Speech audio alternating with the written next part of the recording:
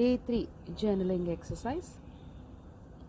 మీరు ఇవాళ ఏదైనా నెగటివ్ స్టోరీ రిపీట్ చేశారా?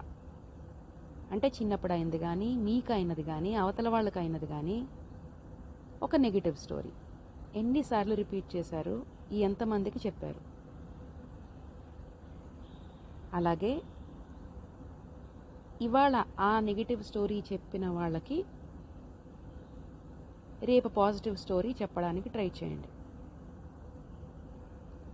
So that it will help them feel better about themselves and every one around them.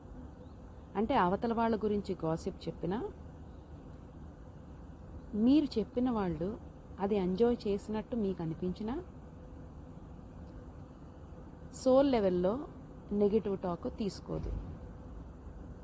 అది వాళ్ళకి సోల్ లెవెల్లో ఒక రకంగా డిసడ్వాంటేజ్. సో అందుకోసం వాళ్ళకి పాజిటివ్ స్టోరీ చెప్పమన్నది.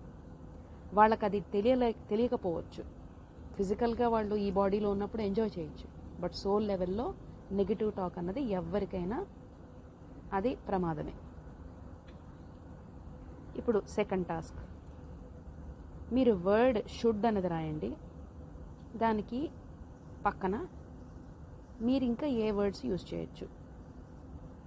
షుడ్ అంటే చేసి తీరాలి కదా, సో అది కాకుండా కుడ్ అంటే నేను చెయ్యొచ్చు, అంటే నాకు చేసే క్యాపబిలిటీ ఉంది, సో చెయ్యొచ్చు, చెయ్యలేను, చేద్దాం అనుకుంటున్నాను, ఇలాగా చాలా. షుడ్ బదులు could, I may be able to, I may try to be able to do it. So ఇలాగా మీరు ఏదైనా మీ షుడ్ బదులు వేరే వర్డ్స్ లిస్ట్ చేయండి అక్కడ.